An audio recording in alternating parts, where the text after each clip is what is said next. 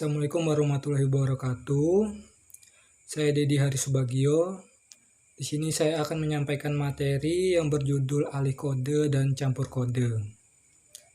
Mulai dari pengertian, faktor penyebab terjadinya, persamaan dan perbedaan, sampai pada contoh-contoh sederhananya.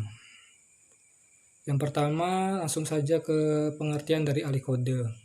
Alih kode adalah peristiwa peralihan dari kode yang satu ke kode yang lainnya.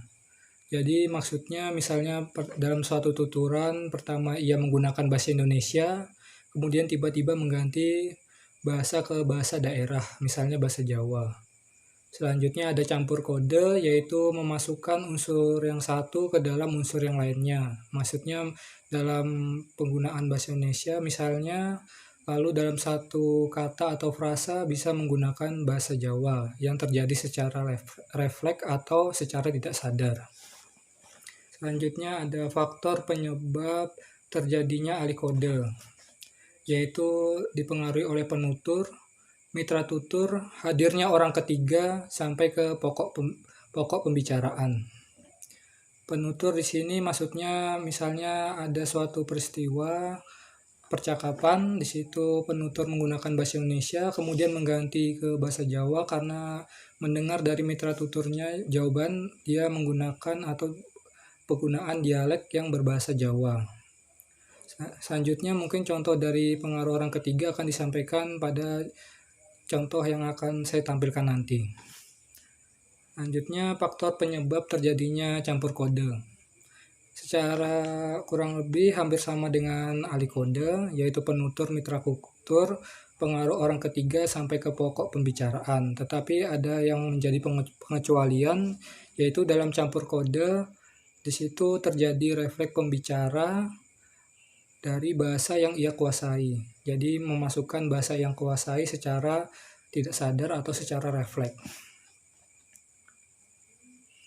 Selanjutnya ada persamaan dan perbedaan. Persamaannya adalah kedua alih kode dan campur kode ini merupakan peristiwa yang lazim terjadi dalam masyarakat yang multilingual atau menguasai lebih dari satu bahasa. Sedangkan perbedaannya, alih kode cenderung dilakukan secara sadar, sedangkan alih kode dilakukan secara tidak sadar. Perbedaan lainnya adalah jika masih di dalam kalimat itu disebut dengan campur kode. Tetapi jika sudah menjadi suatu kalimat, maka itu disebut dengan alih kode. Lalu ada wujud atau bentuk dari campur kode. Yang pertama ada penyisipan unsur kata, penyisipan unsur frasa, penyisipan pengulangan kata, dan penyisipan suatu ungkapan atau idiom. Yang lanjut saja ke contoh peristiwa dari alih kode.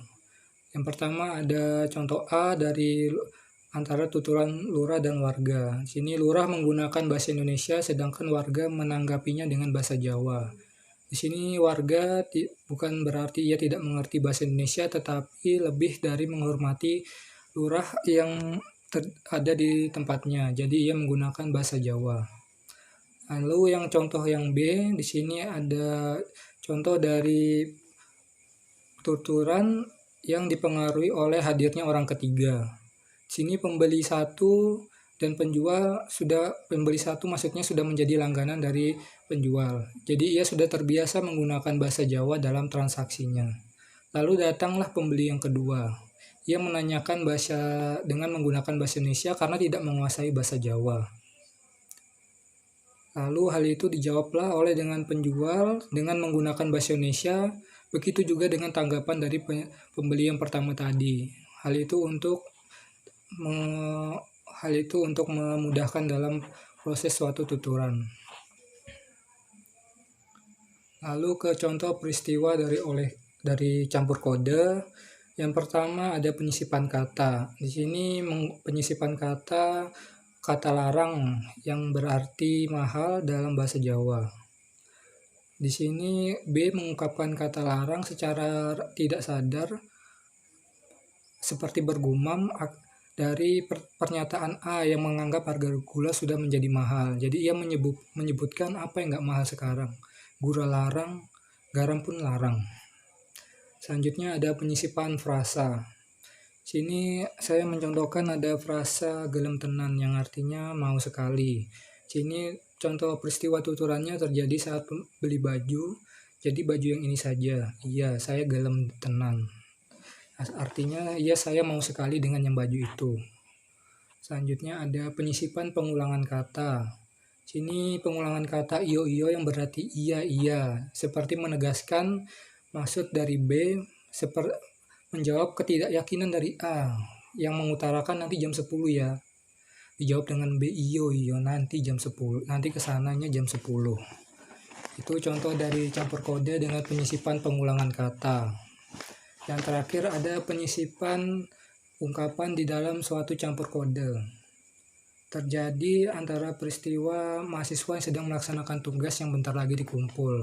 A menanyakan itu ke B dengan menjawab, iya makanya kita nggak bisa lagi melakukannya dengan cara alon-alon asal kelakon, atau artinya pelan-pelan asal jadi, yang itu merupakan suatu ungkapan dalam bahasa Jawa yang dicampurkan ke dalam tuturan yang menggunakan bahasa Indonesia. Saya rasa sekian yang bisa saya sampaikan tentang alih kode dan campur kode. Kurang lebihnya mohon maaf. Wassalamualaikum warahmatullahi wabarakatuh.